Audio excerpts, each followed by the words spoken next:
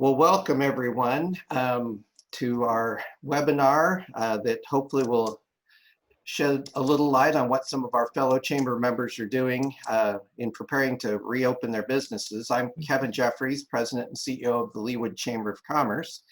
And I'm just glad, what is going back to the workplace look like? I want to thank our annual sponsors who you can hopefully see in our screen. They're an important part of the chamber being able to stay open during this this whole COVID-19 crisis. And specifically, I want to mention our 2020 presidential sponsors: AdventHealth, Burns & McDonnell, Country Club Bank, CrossFirst Bank, DEMDACO, and they also helped us. Thank you for helping coordinate this Zoom meeting today. They helped us coordinate this, and then Menorah Medical Center.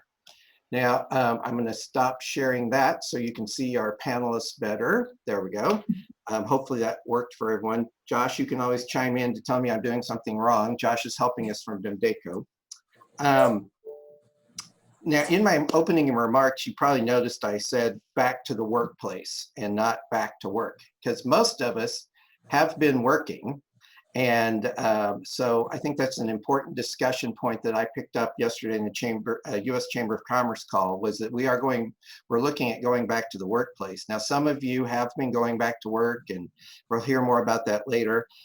All of us have also learned a lot of new words, like Zoom, social distancing, Teams, PPE, PPP, and then our new favorite household friend, much like Mr. Rogers, Dr. Fauci. So we've got a lot of really things that we have adapted to our lifestyle, which will stay with us, I'm sure, for a very long time. And as we work towards cautiously reopening the economy, hang on a second, I'm getting a message from, oh, okay, we're good. Okay, as we work towards cautiously reopening the economy, where customers, employees, and employers feel comfortable opening their places of business, many of you on this call are wondering what exactly is expected to keep your employees, your customers, and yourself safe, and hopefully minimizing the risk of spreading this new virus. The answers aren't easy, but today we trust you'll have a few more insights into how the guidance is evolving, in fact, on a daily basis. Also, I want to remind you to keep an eye on the Chamber's website, leawoodchamber.org. We have information that's posted there by the hour as we learn new things. I'm sure we'll be posting today the fact the county is talking about extending it out to May 11th, which is not going to be well received by anyone much in the business community, as long as some of these guidelines are followed. We've got a great panel with us today, some industry leaders in our local economy, and hopefully they can share some of their insights into the plans they're making. Maybe if you can wave, I think everybody can probably see your name, so that's probably not necessary. We've got Dr. Sam Caughron. He's with AdventHealth. He's one of fewer than 700 physicians in the world with the American Board of American Board of Pathology certification in molecular genetic pathology, and one of a very few who applies that training to clinical practice in a community setting. Dr. Caughron received his medical degree and completed his residency training in anatomic and clinical pathology from Creighton School of Medicine in Omaha. He completed a fellowship in molecular genetic pathology at Vanderbilt University Medical Center in Nashville, Tennessee, and he is board certified in anatomic and clinical pathology as well as molecular genetic pathology. Melanie Glassman is Director of Relationship Banking for CrossFirst Bank in Kansas City and currently serves on the Leawood Chamber of Commerce Board of Directors. Melanie has spent 20+ years in her banking career serving clients in extraordinary ways and helping employees on her team develop their careers to the fullest potential. Melanie is a valued member of CrossFirst Bank's management team, and we welcome her participation today. Matt Taranto entered in the field of aesthetics in 1996, opening Aesthetic Consulting Group as an independent rep group for non-surgical aesthetic equipment. In 2001, he opened AesthetiCare Med Spa, which is located in Leawood. AesthetiCare is now one of the most successful standalone med spas in the country with over $6 million a year in revenues in 2018. Their consulting arm, Mint, focuses on beginning to advance training for virtually all medical spa treatments, including lasers and injectable. Matt is considered one of the country's top authorities in the business of non-surgical aesthetics. And obviously his business has a lot of personal contact, so that's why it's important to have him here with us today. Mary O'Connell is a shareholder and attorney in the Leawood office of Rouse, White, Goss, Gentile, Rhodes, PC. Say that 3 times really quickly and you win a restaurant certificate. She handles labor and employment matters primarily on the management side and medical malpractice litigation on the defense side. She is a member of the firm's Coronavirus Practice Group and Coronavirus Management Response Team. Jacqueline Shrum, General Manager for Washington Prime Group, oversees Town Center Plaza and Town Center Crossing retail centers. She collaborates with tenants and partners to provide a multitude of resources and epic entertainment at the center. Jacqueline is also on the Chamber's Board of Directors. Previously, Jacqueline held the role of VP Store Manager for Macy's, driving regional and nationally recognized results for sales, profit, talent development, and associate engagement. Her passion for people and strategic financial planning are coactive in creating and executing events that stand out for attendees with positive impact to the bottom line. Deanna Diebolt is a senior human relations professional with more than 20 years experience in human resources related to business strategy, employee relations, talent development, recruiting, and strategic planning. She is currently the HR manager at DEMDACO, and prior to that, held positions at Hallmark in a talent development consultant role, HR client role, and employee relations. Deanna has previously held HR leadership roles at Garmin and HMTV, and she holds a BS in HR management and is certified as a senior human resources professional. Okay, so thank you all again for being here. We've prepared a set of questions that we'll be directing to the panelists, and I'll give each of them a couple minutes to respond to these. And as a reminder, we are recording today's webinar, and we'll have a link for that available probably sometime Friday to share with others in your organization. And if we have time, we'll try to answer a few questions from today's audience. Note the little Q&A feature at the bottom of your Zoom screen where you can post your questions. If we run out of time, please feel free to email those questions to the Chamber office at chamber@leawoodchamber.org. And we will do our best to connect you with the resources needed to answer your questions. So we'll just kind of move around the group with questions today, and we will then, if any of you feel like that this question doesn't relate to you, feel free to pass your comments on to the next person. So our first question for today, and Deanna, I'm going to warn you, you get to answer this one first. So okay, great. Okay, what has your company been doing to keep your workforce engaged, whether they are working from home, furloughed, or still coming into the office? Yeah, no, great question. So the majority of our workforce is working remotely. And we are at DEMDACO, we're a very creative and collaborative company. So one of the things we really wanted to do was really try to keep our colleagues engaged and informed as much as possible. So several of the things that we have done at DEMDACO are a lot of communication, a lot of transparency. We just feel that employees deserve to know kind of what we're doing to keep them safe. And we do have a COVID-19 task force that meets every day, and so we provide our colleagues with updates just to make sure that they're informed about what's going on, about our return to work plans, and just a lot of communication. The other thing we've done is we did a virtual town hall a couple of weeks ago, and so we had all of our colleagues joined in on that, and so we felt that was just a really great way to get everybody together. And our president spoke as well as our owner, and so it was just great to get everybody together.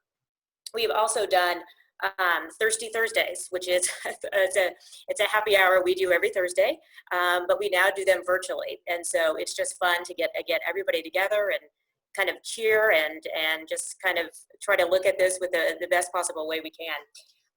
We also have Zoom yoga and fitness classes that we provide to our colleagues, so we're continuing that wellness and making sure that you're taking care of yourself is so important, and so we're offering that to our employees.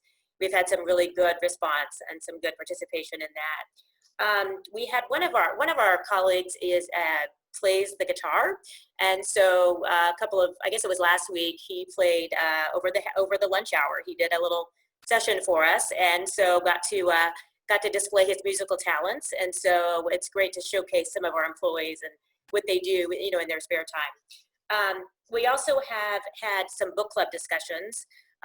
One we're doing today. I'm leading a discussion today at noon on Braving the Wilderness by Brene Brown.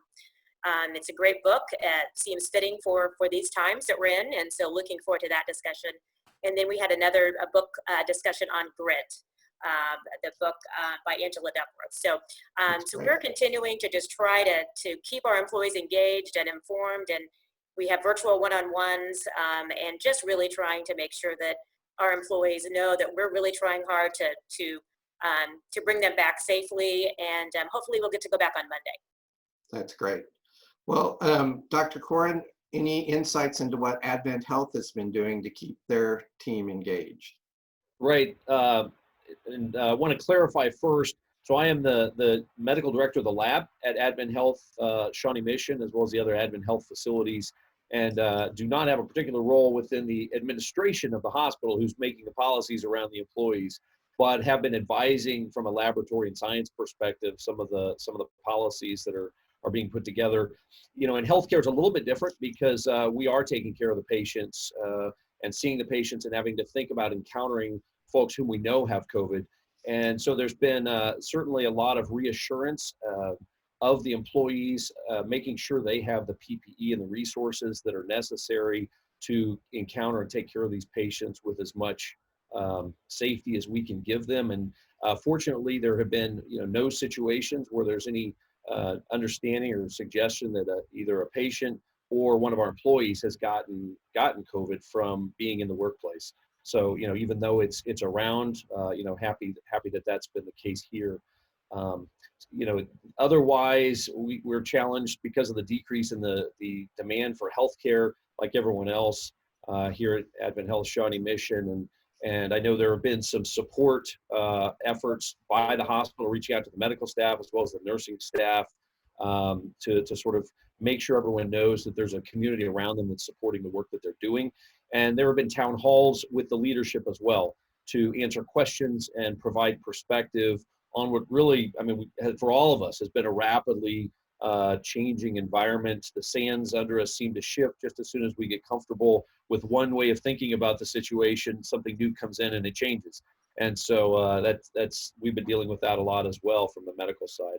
Overall, the team here has been phenomenal and have been able to continue operations, taking care of patients.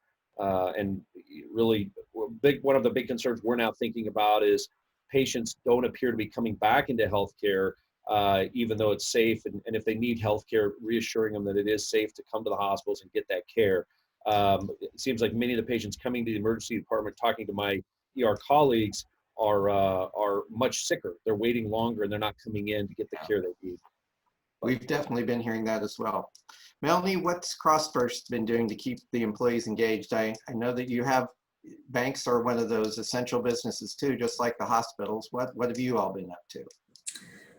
So all essential business that needed to be in the office, we took some extreme measures and cut the teams in half. In case someone were to get sick, it wouldn't expose the entire team and shut down the bank. So we did an A team, B team, and we're able to, we've been working that way for now 6 weeks. Pretty much all hands on deck. Everyone's able to still have access to their funds. Our customers are able to do pretty much anything, including getting access to their safe box. We've made appointments for that. made special accommodations through our drive-through that we normally wouldn't do, notaries, signature guarantees, things like that, that we wouldn't have done normally. But in these times, really making sure that our clients have that accessibility to us and the needs that they have are taken care of. When it comes to our teams and the communication, we've got communication going out weekly from the president of the company, sending out Monday morning conversations and talking about everything from our task force information, what we've got going on, how we've accommodated and what we're doing. We've got communication from our team leaders each week using our Teams, Microsoft Teams network, which has been a wonderful resource for us. And our technology team was able to roll that out very quickly for us. So our each individual group is all having a lot of communication. Again, we've talked about a lot of loans that have gone through with the PPP program. That took a lot with our technology team to get that going, knowing people from within the bank all over from home, as well as a few in the bank, being able to process these and making that technology available for everybody that we can actually help our clients. So lots of fun stuff that we've done, similar to what DEMDACO did. We've done Spirit Week. We've show us your pet. So we've done pictures of everyone with their pets, and we've done Teams meetings where it's, wear funny headgear and you've got people wearing, ski masks on there. And so just kind of making it fun and still having that fun, lighthearted environment that we always have.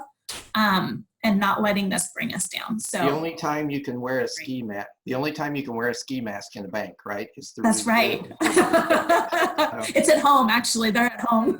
Yeah, exactly. Jacqueline, now you have a lot of responsibility for not only your staff, but you've got a lot of tenants, which are kind of part of your team as well. And what has the center been doing to keep people engaged and connected? Well, certainly we have been trying to create activities. One of the things that we like to do is to be, a part of the community and to create a place where everyone belongs. So one of the things we've been trying to do is drive engagement in ways that everyone can participate. So a couple of the things, we have launched a Together KC campaign where we've reached out not only to members of the community, but also to the tenants, and we have allowed them to post. So they'll be posting things that they're doing and the ways that they're engaging at home, in their businesses, and in the community, and reposting those to keep people engaged. And then we've also started a couple of things like a fundraiser with Great Plains and Treats Unleashed. So it's a pet food drive that we're putting into place. We have done some chalking of the areas with uplifting messages. So really, we've just tried to create opportunities where people can participate in the ways that feel good to them and make sense to them. That's great. Now, Matt, you're known as a fun place to work because I've talked to a lot of your employees over the years. So when things are normal, you're always having fun. So how have you carried that on forward?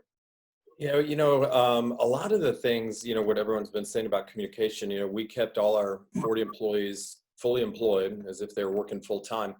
And, we decided, hey, let's use this time to get better and make sure we're conveying to our clients what we're doing as well. So that they see, because we've been focusing on, hey, when we do reopen, we're going to be stronger, we're going to be better, we're going to be smarter. So we have weekly homework assignments, not that those are fun, but they can be. We make it a contest so the winner gets, a Visa gift card. But just ways for us to learn more about, our industry changes a lot as far as technology and protocols. We've been doing a ton of webinars on advanced, sharing the webinars from all over the country on advanced injection techniques, laser techniques. But a lot of it is, combining communication with our staff, with our clients. We've been doing a lot of Facebook and Instagram Live, going through our menu, just education, not selling. We want to be sensitive to people right now who might be fearful economically, or hurting when it can financially. So just educating more about what we do here. And then, like I think Melanie said, we started a book club, and every week we had a book. All the staff writes a book report. The best book report gets a nice prize. But books that apply to us, Secret Service, The Go-Getter, things that about how we can, raise the level of customer service that we offer. we've been, had a skeleton crew, just a few people in the office, doing some things we've been meaning to do, rearranging some rooms. We're having some work done, water put in different rooms. Just, things that we know we've talked about for years, and they get put on the back burner, and now we have this time. Well, let's get them done. Again, staff happy hours, things like that. A good friend of ours, Drew Six, some of you may know him as a great musician here in town, and going online, he's been doing live concerts and or virtual concerts. So the main thing is just, and then so we have, twice a week we have a management meeting, virtual. I mean, like you said, we're all learning about Zoom. I think I know Zoom and GoToMeeting in the back of I'm an expert now. But it's for us, it's not just client communication, but we have so many. It's so funny because obviously what we do is not a need. It's not like Dr. Caughron who you need that stuff. Botox is not a need, but you'd be surprised how many people believe it is. We've had some amazing calls. Can I just come? I'll stand out in the hallway. You can just stick your arm out the door and do it. And I'm like, no, yeah, we just can't do that. So just managing people who are just dying to get in here and say, hey, we are not essential. You need to eat, you need to sleep, you do not need Botox. But we're glad people think that way. It helps us out. But yeah, just a lot of staff and client communication, making sure we stay visible. We've had a nice contest every week. We've had clients go on and nominate frontline workers, hospital workers, police, firemen, grocery store. And every week our plan was to pick a winner. But we had so many great ones. We've been picking like 2 or 3 winners every week.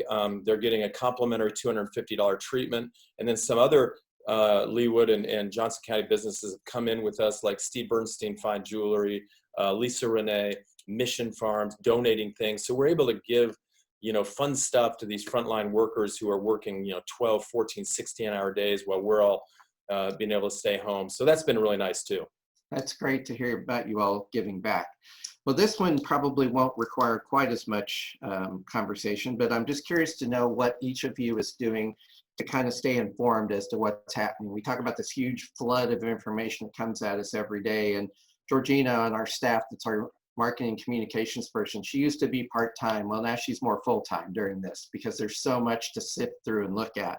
And Jacqueline, what resources are you finding to be the most valuable to you as you're trying to stay up to date? Well, I imagine I'm using some of the same resources that everyone, Kevin, actually the Chamber has been an amazing resource. Certainly not only the website has been very helpful in being updated, but also the members of the Chamber. So I certainly use that as a resource to reach out to people individually. I'm working with our tenants and the restaurants, for example. So the Kansas restaurant, the KRHA, certainly have reached out also to our house rep, for example, just trying to get communication about what the thought processes are, and then watching all of the live streaming videos in regards to task forces, et cetera. That's great. Matt, how about you? Yeah, I'm kind of a news junkie, so nationally I pay attention. And it's so funny because if you go to CNN, you kind of think the world's going to end, and you go to Fox and you think it's no big deal, and the truth probably lies in between those two. But the Kansas government website, the Johnson County website, to be honest, I'm a little disappointed with the communication that seems to go on between state level, local level. And as we all know, I think the governor's coming on today at 3 to announce kind of a partial reopening on May 3rd. But now I'm hearing the county may say, no, we're not going to do that. And that short notice is kind of tough. But yeah, the Leawood website, and then we have a really, and I think, is it Deanna is the attorney? We have somebody on here is the attorney. But we have a really great attorney. They have a COVID task force. I talk to him almost every day. And then a really strong relationship with our local banker who, with the PDP, we're talking to a lot, and they have information. So just a variety of sources. Great. So Mary, I think I may have skipped you on the last question, so I apologize. Oh, that's okay. So you can answer 2 questions at once. So just a little more about what you've been doing to keeping your firm engaged, and I know your folks are there, and then also, what resources are you guys using to stay informed?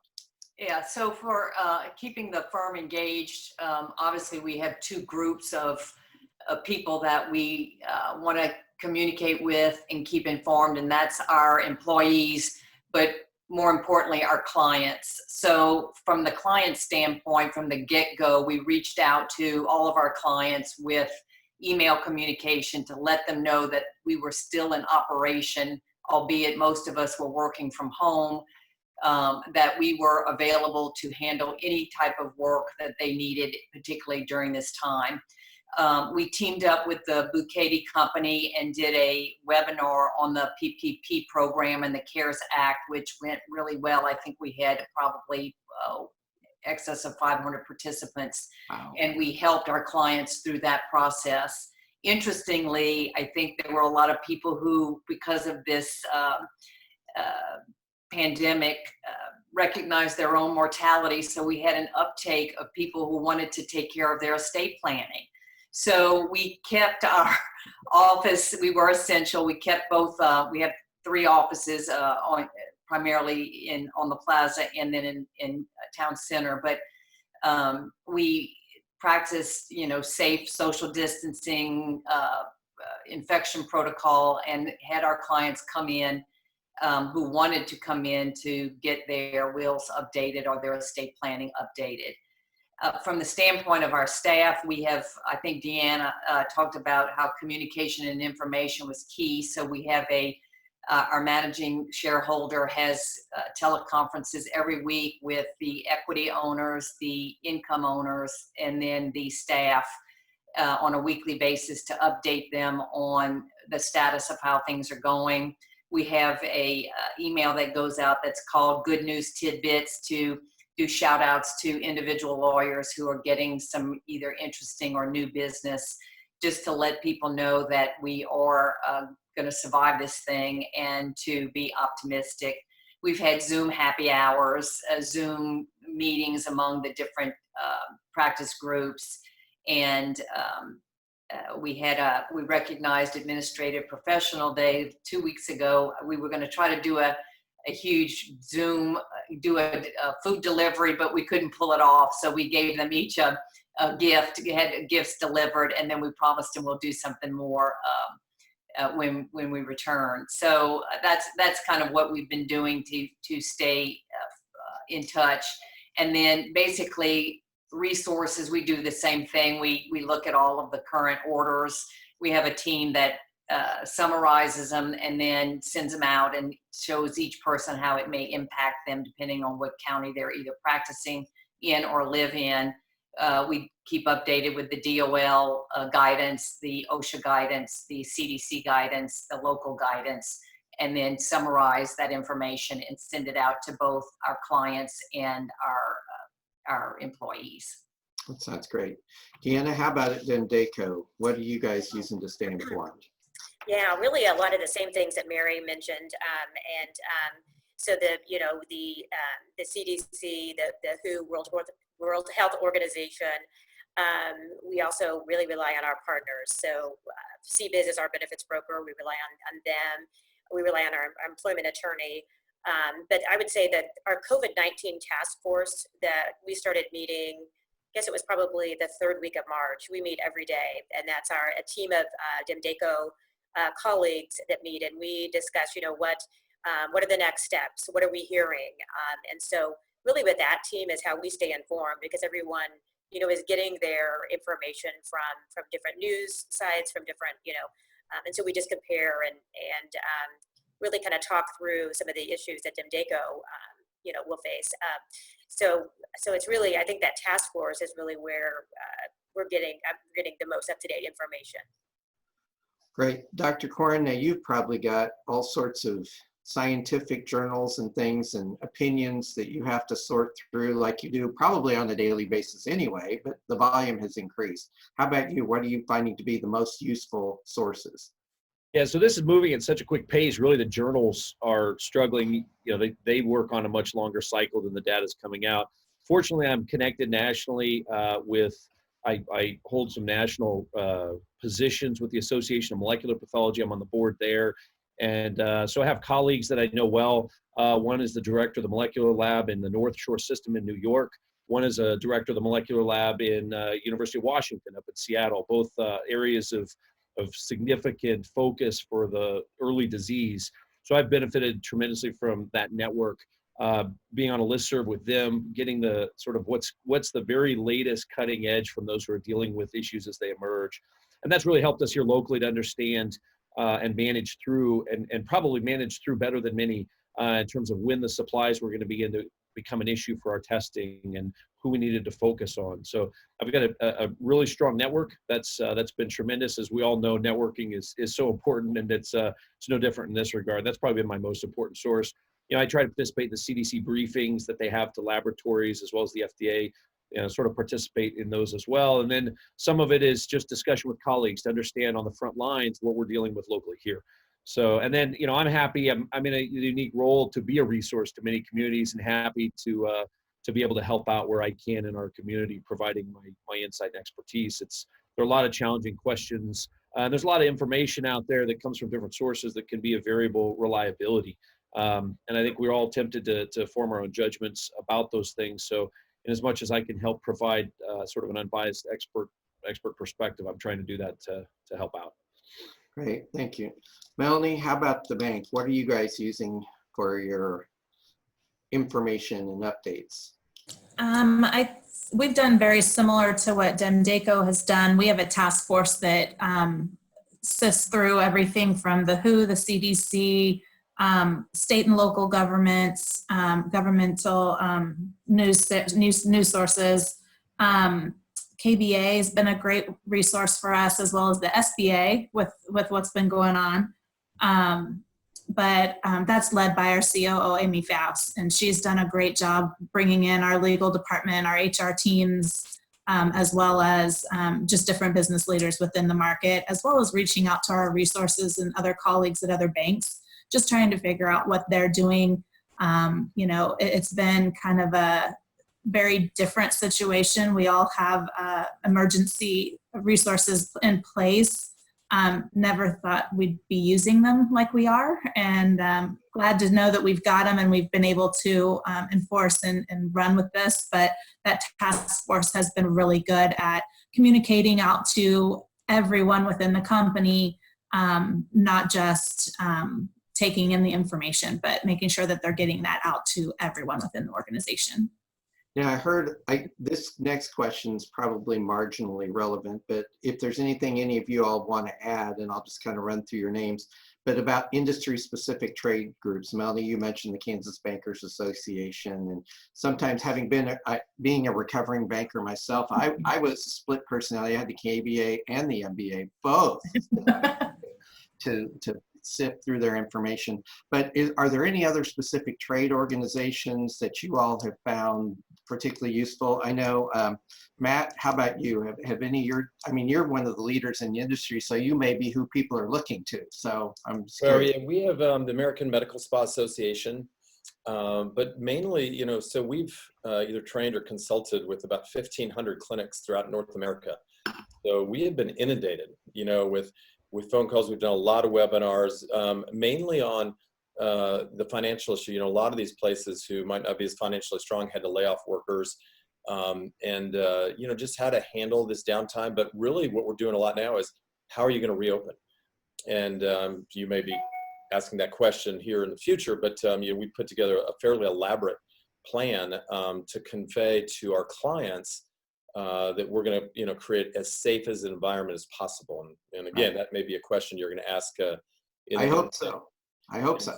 Yeah. And so, yeah, it's been a lot of talk. You know, luckily, since we speak at so many events, we have a lot of good friends who are doctors, kind of across the spectrum, not, you know, plastic, derm, emergency medicine, internal medicine. And so talking to a lot of doctors, and it's amazing the difference in opinions.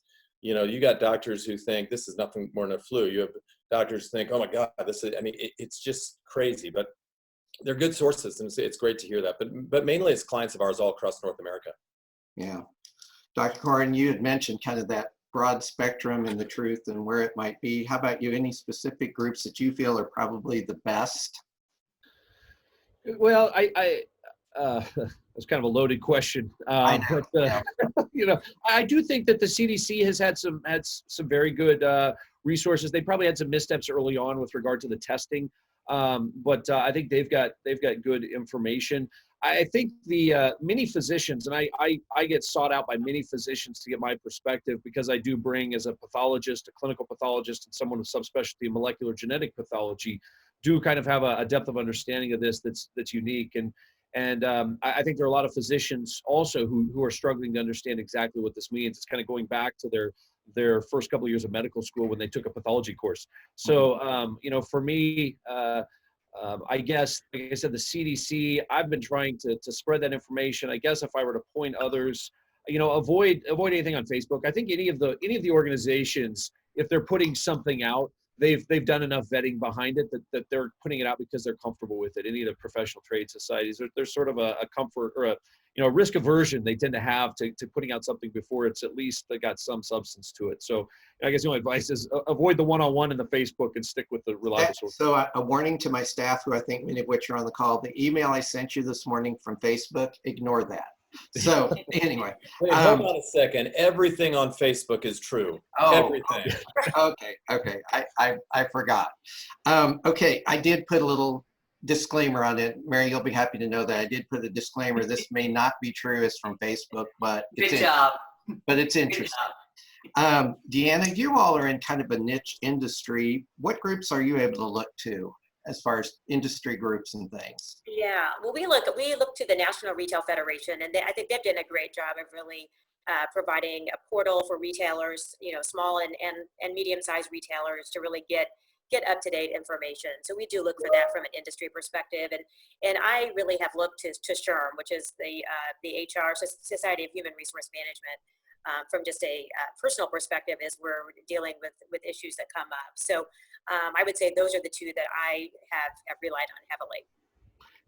Okay, Mary, what you've mentioned a little bit earlier in some of your earlier comments, some of the ways your firm looks internally, but how about externally? What other big, you know, legal associations and things might you all be looking to?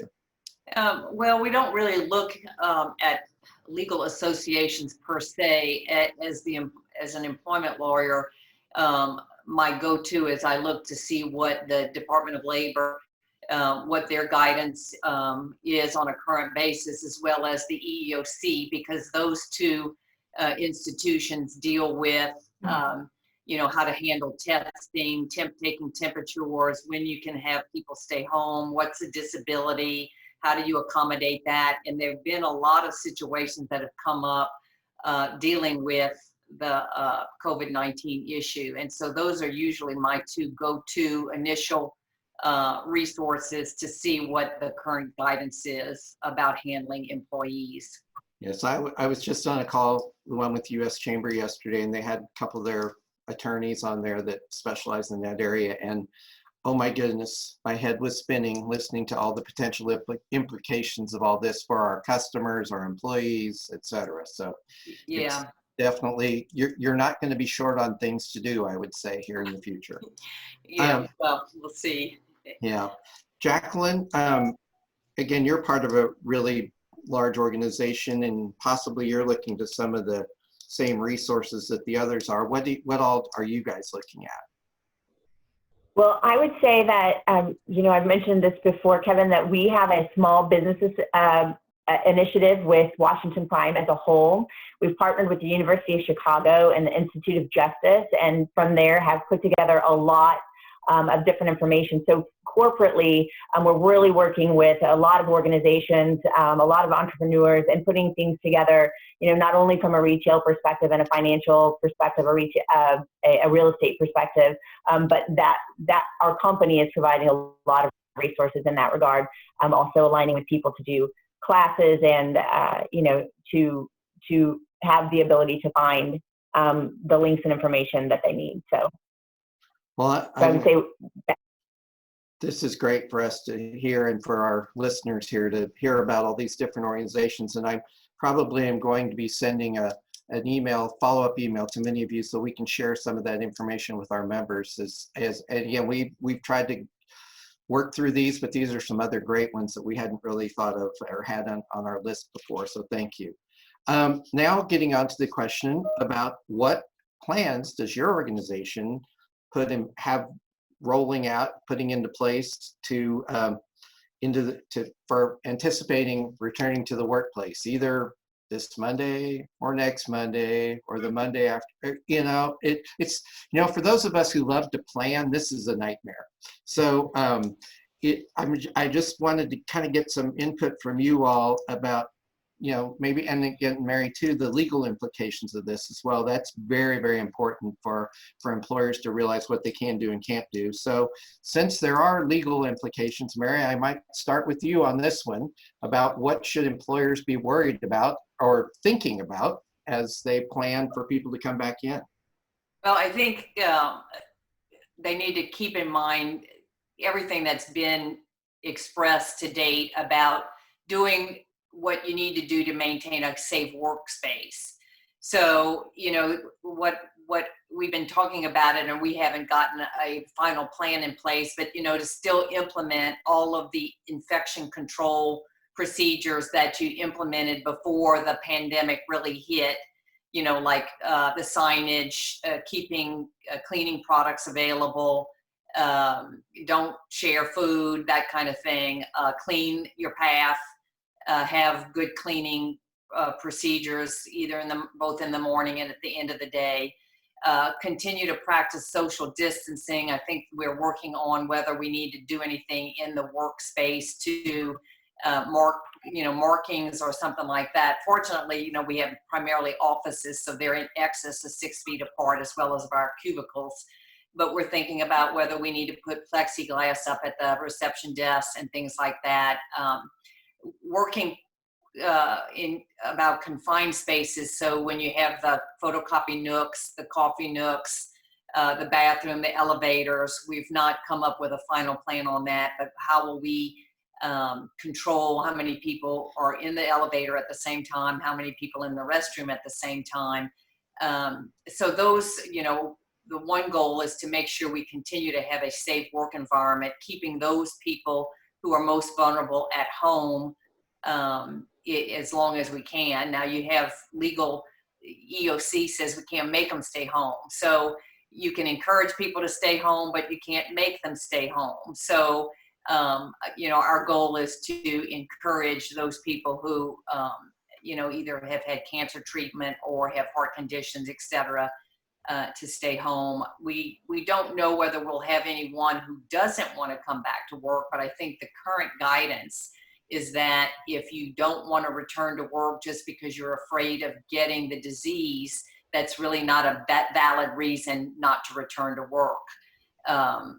Unless you can prove that there is some kind of danger in the workplace. But if the company is implementing all of the safe practices, I'm not sure there's going to be a reason for someone who doesn't, to say, I don't want to come to work. And actually, I heard last night on the news, I was curious about this, that the states are unlikely going to continue to pay unemployment for those people who are just afraid to go to work for fear of catching the virus.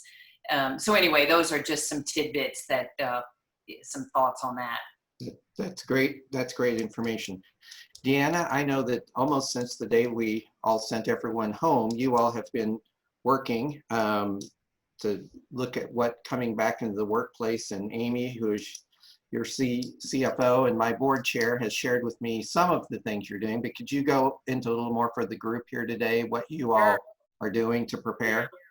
Absolutely. We have a robust return to work plan that we sent out to our colleagues last week, so they have plenty of time to read it over. It was about 4 pages long, so we really are, taking the safety of our colleagues very, very seriously. So one of the things that we are doing is fever screening, and Mary had mentioned that. So when everyone comes into work, that will be starting on Monday, we will be doing a fever screen or a temperature scanning. So every employee will have to pass that. We realize that, having a fever doesn't mean that you have COVID-19, and not having a fever doesn't mean that you don't have that. But that's just one of the things that we are putting in place for the safety of our colleagues. So we'll be scanning and doing those temperature screenings each day. The other thing we're doing is a lot of our colleagues took equipment home, laptops, chairs, desktops, and so we have our IT team is working to help disinfect all of those things that are coming back into the office. And then we're showing our colleagues how to disinfect those those items. So if they take their laptop home, you know, they would have to disinfect that before it comes back into the building. The other thing we're doing is we're providing masks to all of our colleagues, you know, we're requiring them to wear a mask in the workplace when they leave their offices. So if they go to the break room and they use the elevator, we're requiring them to wear those face masks, and we're providing disposable face masks to all of our colleagues. We have also just strict social distancing, making sure that, you know, desks are at least 6 feet apart. We're continuing to use Zoom meetings and team meetings, even when we're back in the office. So not really having any meetings face to face, continuing to use Zoom meetings. We're also doing contact tracing. So what that looks like is an employee is keeping track at their desk of kind of when they came in, who they had contact with that day, and we would only ask for that in the event that somebody was potentially infected with COVID-19. So we are putting that in place. We are limiting our visitors into the building, and when visitors do come in, they have to complete a questionnaire, and we are also fever screening visitors as well. We have also discontinued really a lot of our vending services. We've discontinued for the time being, but we provided our colleagues with a list of restaurants that do curbside delivery or that do takeout, so that they can have access to food during this time. We also are doing an employee travel questionnaire. So if an employee were to travel, when they return, they do have to complete a questionnaire of where they went, if they potentially were in contact with someone, and just really, again, just making sure that we're covering all of our bases. We've also have limited any travel at this point. So those are a few of the things that we're doing, and we look to do this. If we go back on May 4th, we're planning to have those things in place through June 8th at least, unless we have other guidance. And bringing your workforce back into the office in phases, right? Yes, we are. We're actually bringing our workforce back in. So May 4th, I would say there's probably maybe 30 people, so maybe a third of our workforce coming back in, and then over the next several weeks through June 8th, there'll be you know, more and more people coming back in, and these folks have worked with their managers. You know, a lot of our folks can work from home, and so we're having them work with their managers on when they're coming back in, but with the intent of having everyone back in by June 8th. That sounds great. Matt, how about you?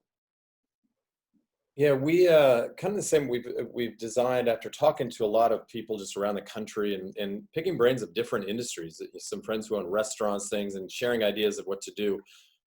Same thing, like Deanna said, we are going to have a desk set out outside of our office. We have a big area out there where we're going to check fevers or temperatures of everybody who comes in, staff and clients.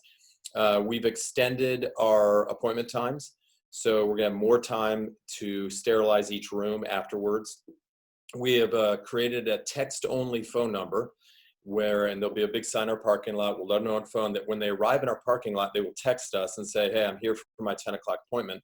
We will text them back when their provider is ready to see them, so they won't ever have to wait in the waiting room. They'll just walk right in and walk back to the treatment room. We have really encouraged as many people to put their credit card on file, so you don't have to touch a credit card, and we also have a swipe, so we don't want to, you know, that interaction. Same thing, social distancing, you know, having not, you know, we normally see, you know, 90 or to 100 clients a day, and that's going to be really ramped down, probably about half of that, at least for the short time being. And then anytime we call a client about an appointment, we're going to say, hey, in the last 14 days, if you've had COVID, been exposed to COVID, we want you to wait until you're 14 days free and clear of that. And then we're sending a card home with all our clients that, hey, in the next 2 weeks after you leave here, if you happen to become symptomatic or whatever, please notify us, just so we keep that communication open. And then we have a full-time employee who's going to do nothing but go around the office and continually sterilize door handles and sinks and counters, anything that people will touch, masks for our staff, masks for our clients, a lot of the same things that Deanna was talking about. And, you know, we're not going to, for the short term, not have staff meetings where everybody's in the same room. We'll do those, like Deanna said, via Zoom.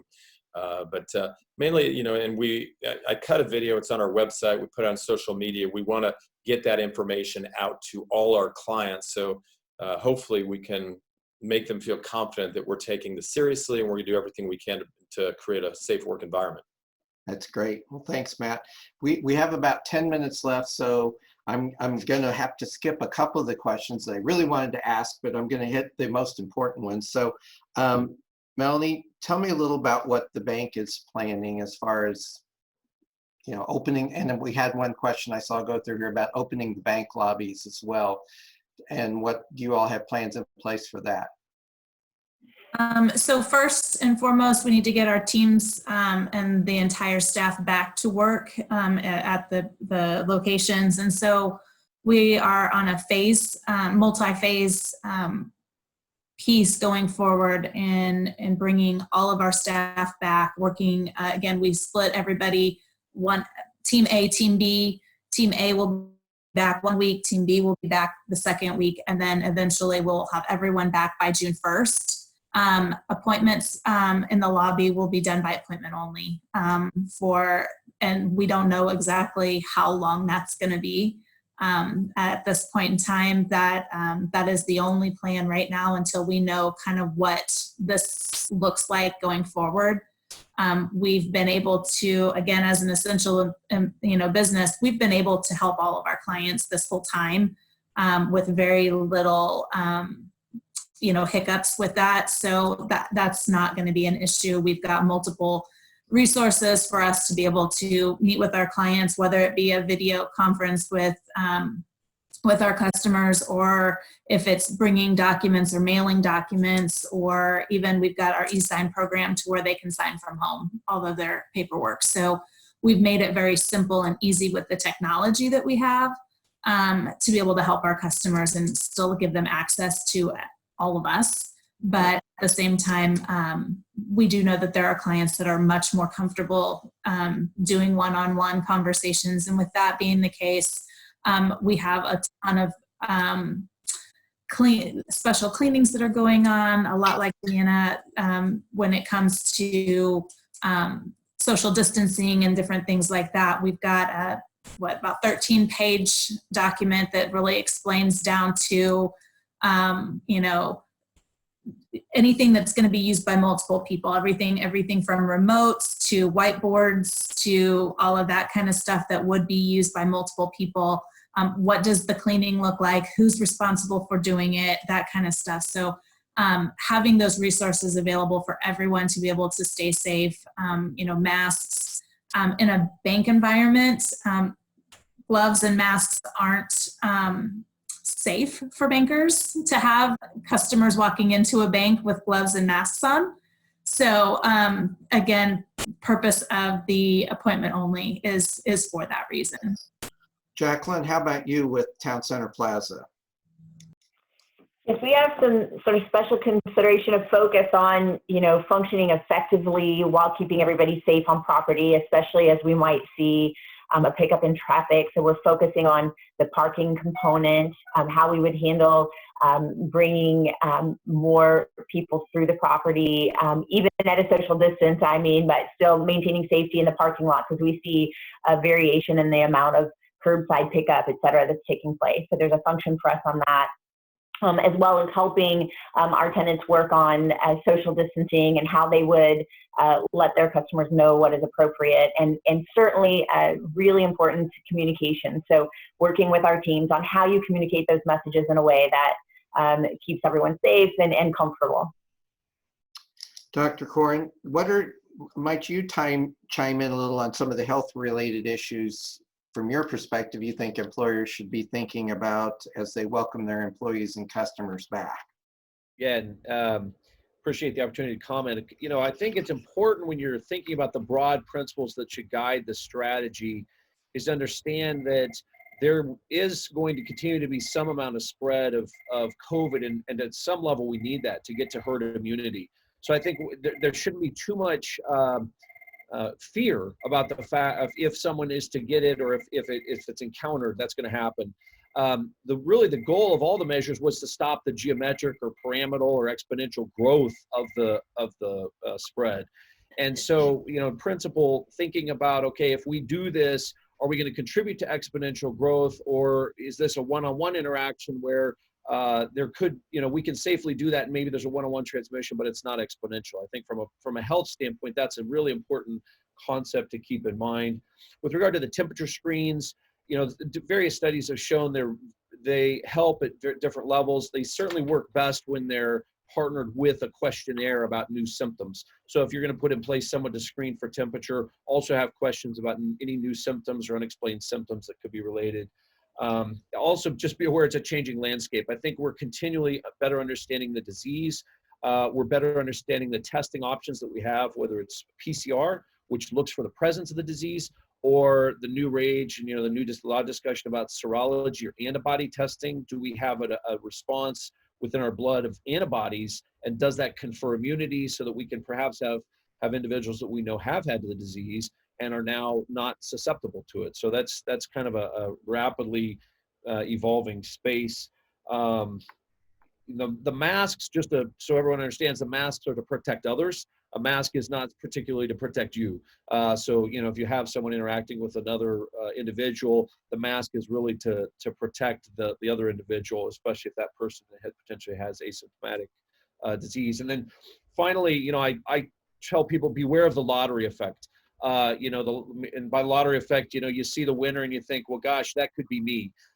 In the media, we get exposure in this digital age. We see individual stories across the country, really, that highlight a particularly poignant example of an effect of the disease in an individual or group. But when you back away from that lottery effect and say, okay, but statistically, and when I look at this broadly, what are the chances that is me? It's very, very low. And I think if you look at the individuals that are dying from the disease, which is now, we know that we haven't been able to test as many. There are many asymptomatic individuals. You're going to get down below 0.5% of patients who get it actually die from the disease, and probably substantially lower than that. But let's accept that number. And then if you look at who within that group actually is young or below 65 without significant comorbidities, 2% of those fit into that category. So you end up, if you were to get it and you're below 65, and I realize this is still a subpopulation, but for that class, your odds, if you get it, of actually succumbing to it, worst case, are 1 in about 15,000.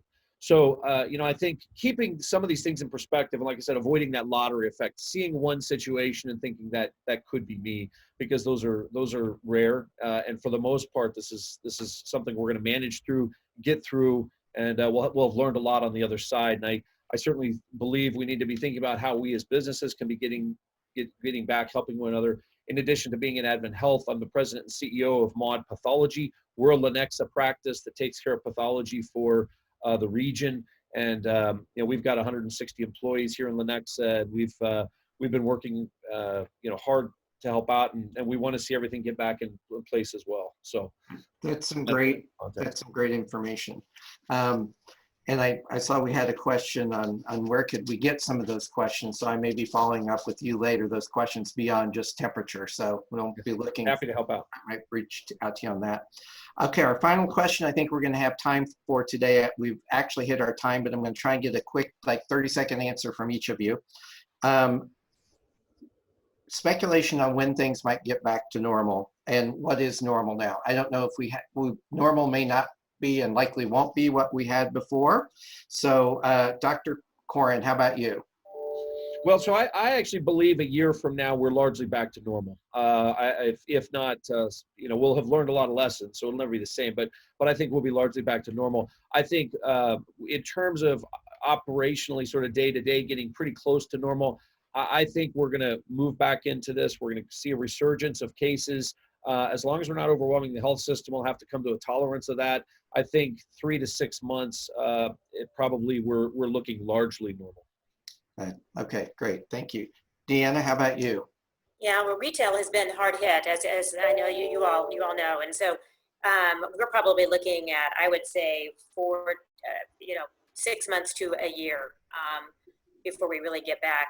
Hopefully we'll get back to normal more in the office a little sooner than that. But from a business perspective, it's just it's so uncertain at this point. Matt, how about with AesthetiCare?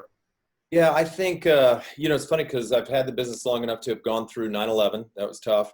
08, 09 was tough. This is different, but tough. I think we are going to see some of the weaker businesses around the country go out of business. But I do think that I'm hoping what Dr. Caughron talked about, that people do start looking at the real numbers. And what he just said, of the people who get it 0.5 die, of those 0.2 of the 0.5 are, healthy young people. I just think there's so much bad stuff on the media, and hopefully people start getting some confidence. I think there's people who think, oh, the minute we reopen, the virus is gone. No, it is going to be with us forever. But I really think, I'm hoping in our industry that the summertime slows down just a touch because lasers and stuff, people are out in the sun. I'm really hoping by September, October, people start feeling normal about what we do. And I think if the real information gets out there, that's going to be attainable. Yeah. One of the comments I'm hearing is a lot of people are going to vote with their feet, and when they feel safe, they'll come back. And Jacqueline, from your all's perspective, what's Washington Prime looking at as far as for retail? I don't think that we more than anyone can offer anything.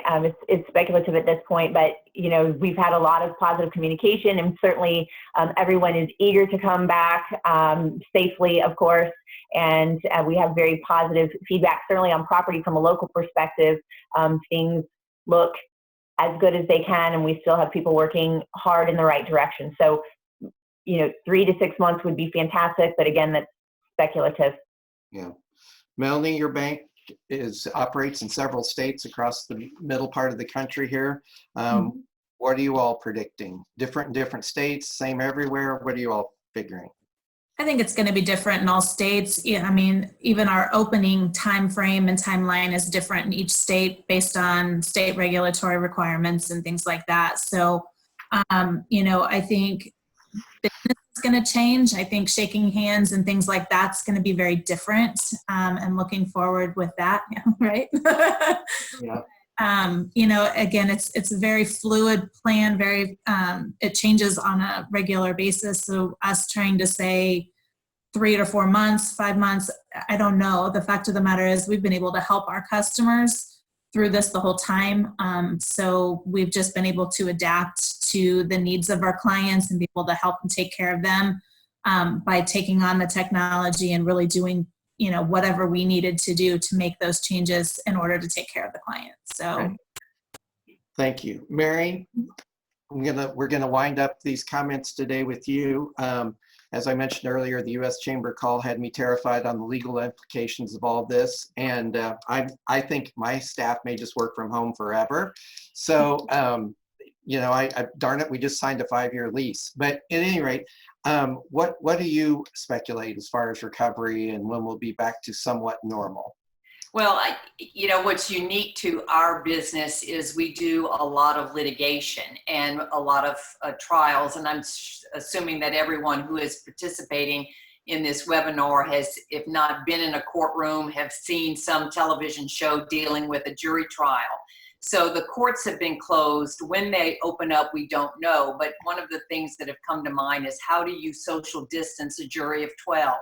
So as I said, if you've watched shows that deal with trials, you see them all in a jury box and there's 12 people sitting side by side. So we're not sure what's going to happen with getting our litigation back on track, and if our trials will go that are scheduled in the fall. How do you judge a person's credibility when they're wearing a mask? So there's a lot of issues that we just don't know. Now, in terms of getting our office open, I'm hopeful that we'll have everybody back who wants to come back or is able to come back. I'm going to say by the end of July, because we'll probably be doing a phase-in program as well. That's great. Any closing comments from any of you as we wind up today that you all had been dying to say? No, just thank you. Again, the website has been great. And, the thing we're telling people is, we've been through hard times before. We will come through this. The sun's going to come up. It's going to get better. We're going to weather it. We're going to learn from it because these things are going to happen again. So I think just keeping optimistic and trying to find some silver linings in what's going on. Great advice, Matt. Well, thank you to all of our panelists today and DEMDACO for coordinating the tech for today's webinar. Don't forget that we'll be posting this video online here, hopefully by midday tomorrow. And then tomorrow's e-newsletter from the Chamber will have some updates and some different resources that have been put together from some different organizations throughout the region. And feel free to email us, chamber@leawoodchamber.org, if you have further questions that didn't get answered today, and we'll try and get them to the appropriate folks. And I just want to tell you all on that positive note, Matt, thanks, and have a great weekend. It's promising to be very nice for at least part of the weekend, so get out and enjoy the weekend. Thank you all for being here. Thank you so much. Thank you. Thank you. Thank you.